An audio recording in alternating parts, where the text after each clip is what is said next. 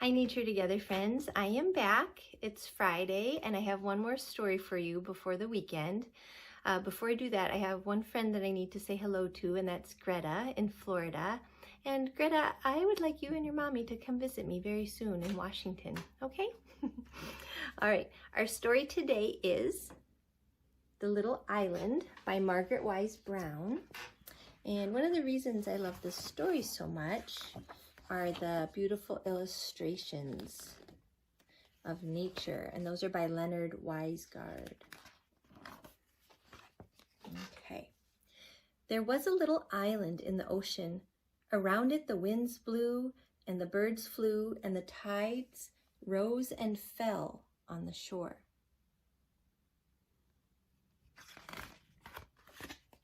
Clouds passed over it, fish swam around it, and the fog came in from the sea and hid the little island in a soft, wet shadow.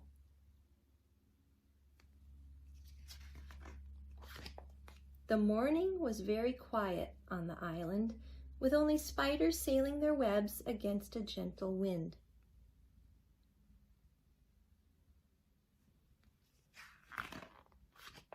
Small flowers, white and blue, and violets with golden eyes, and little waxy white pink chuckleberry blossoms, and one tickly smelling pear tree bloomed on the island, and that was the spring.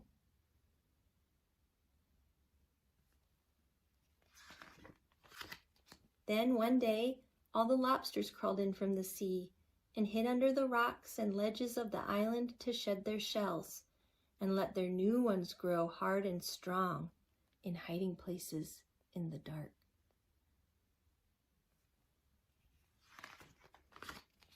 And the seals came barking down from the north to lie on the sunny rocks and raise their baby seals.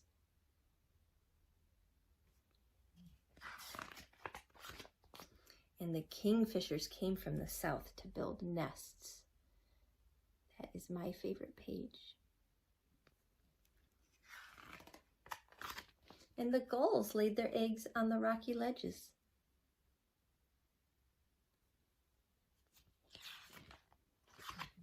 And wild strawberries turned red. Summer had come to the little island.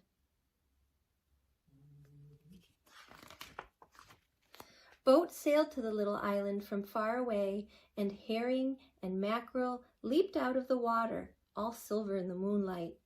The seaweed squeaked at low tide, and little green pears grew on the pear tree. A black crow flew over.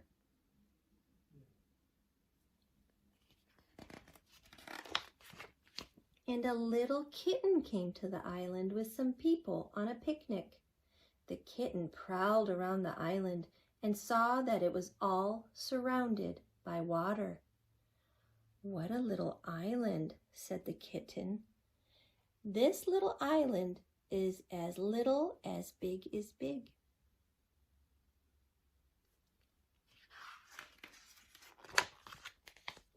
"So are you," said the island. "Maybe I'm a little island too," said the kitten. "A little fur island in the air." And he left the ground and jumped in the air. "That is just what you are," said the little island.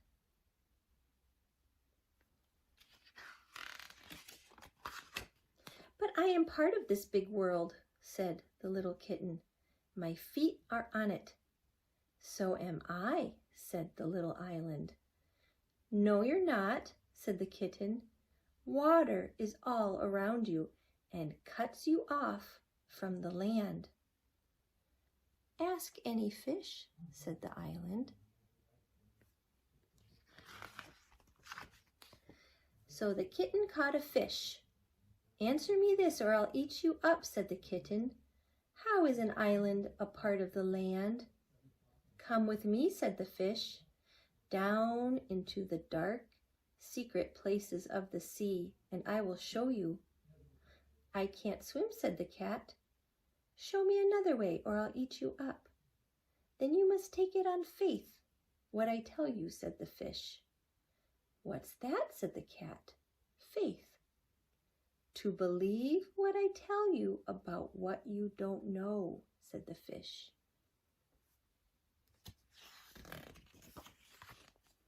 And the fish told the kitten how all land is one land under the sea.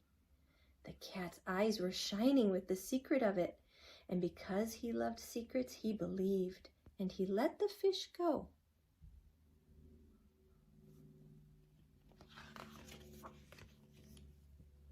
And he got on his boat and sailed away into the setting sun.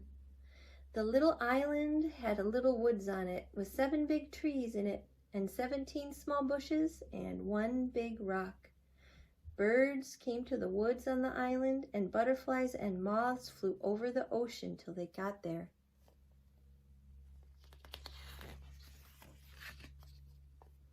Night came to the little island, dark and still, and 7 little fireflies flashed in the darkness. A bat flew around and around the pear tree and woke up the owl. The wind whistled.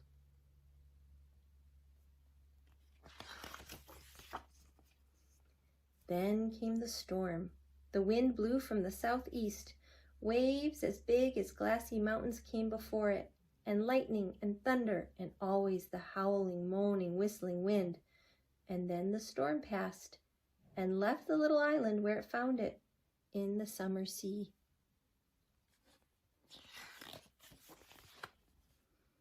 Autumn came, and the yellow pears dropped slowly to the ground. Winter came, and the snow fell softly like a great quiet secret in the night, cold and still.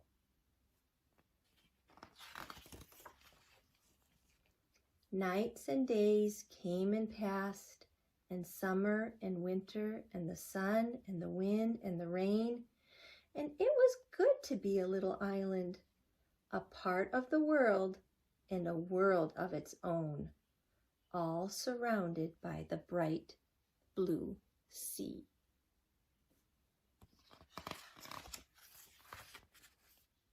The end. So that's the end of The Little Island. I like this story because it shows you how the island changes through the seasons and when a storm comes to visit, and it shows you all the different animal visitors that come throughout the year. My favorite part is when the kitten comes to visit, and he says to the little island, "What a little island." And the island said, "Yes, but I'm a part of this big world." And the kitten said, "No, you're not. You're surrounded by water. You're cut off from the rest of the land." And then the island responds and says, "Yes, but the land continues under the water. We're all connected." And the kitten didn't believe him. And so he had to ask the fish and take it on faith what the fish says. And I like this page when the kitten listens to the fish explain how the land is all one land under the water and it's all connected. And the kitten loved the secret of it. I thought that was cute. We have lots of islands here in Washington. Our closest one is Whidbey Island. You can actually get to it by ferry from Mukilteo. And my friend Susan, and she works with me too, we teach together, she's from Whidbey Island, and she's here to tell you a little bit about Whidbey Island. So I'm gonna turn it to Susan. Hi girls and boys, how are you guys? I sure miss getting to see you and spend our Friday mornings together in Japanese Gulch, adventuring and seeing signs of spring. I wanted to tell you a little bit about what Lincoln and Indy and my husband Adrian and I have been doing with our time as a family, as we're not getting to spend time with you guys and go to school like we normally get to do. Every day we get to go outside, and we usually do a bike ride or a scooter ride, sometimes a walk. But last weekend we got to do something really fun, and that was going up to Whidbey Island. Whidbey Island is a special place to me because that's where I grew up, and so it's really fun to get to take my kids back there. And we like to go spend time on the beaches there, and there's some really cool hikes. And this last time we took our little fishing boat up there and went fly fishing, and that was a really fun adventure for our family. I hope you're getting to go on adventures with your family and your people, and I can't wait to hear about those. Have you guys ever been on an island? Maybe Whidbey Island, maybe one of the San Juan Islands, or maybe a totally different type of island like Alaska or Hawaii. But anyhow, there's some cool things specific about islands. And if you haven't been, I suggest asking your family in the summertime to take the ferry over to Whidbey and check it out. Well, I sure do miss you guys, and I can't wait for us to get to spend time together. And I have a little friend who wants to say hi. Hi. Thank you, Susan. It was so nice to hear from you. I know everyone from our Friday class misses you. All right, next, what I would like to do is a little activity. I thought since we talked about islands, we could make our own little islands. And to do this, we'll just use Play-Doh, and then we'll head outside in our own backyards and find fun things from nature to add to our island. I did this with Avery and Graydon, and I'm going to show you their islands next. Before we do that, though, I wanted to tell you, we make our own Play-Doh here. It's pretty easy. I'll have the recipe below this video. If you don't want to do that, that's fine. You can also use mud. You can just use a pile of dirt and create an island that way. Whatever you want to do, but this was just one idea. And so the recipe that I use for Play-Doh will be there. If you want to do it, you can. If you don't, no problem. But let's go see what Avery and Graydon did with their island. Okay, so we have Avery and Graydon here, and they did the activity that I told you about. So they made an island out of Play-Doh and items, nature items that they found in our yard. So Graydon said he wanted to go first. Graydon, can you tell us about your island here? What do we have? This is literally a Hawaiian island. Okay. The island of Hawaii. Okay. And So what's on it? on it is 2 volcanoes, one that I don't know, and Mauna Loa. Okay. And all of the little specks are pieces of ash, but the lines are the flows of lava. Wow. And what about the stick in the middle there? What is that? That is the stick in the middle of Mauna Loa is the ash and gas. Coming out of the volcano. Amazing.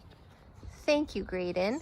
And that rock is a rock that is the peak of Mauna Loa once its peak exploded. Whoa.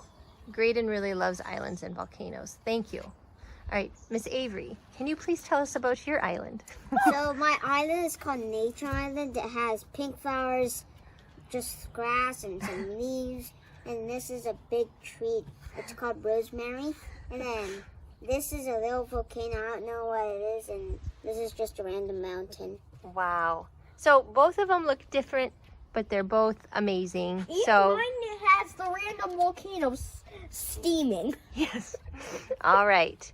Can you say bye, friends? Bye, friends. Okay, that's the end of our story time for today. I hope you all have a wonderful weekend, and I will be back on Monday with a new story. Stay safe and healthy, my friends. Bye.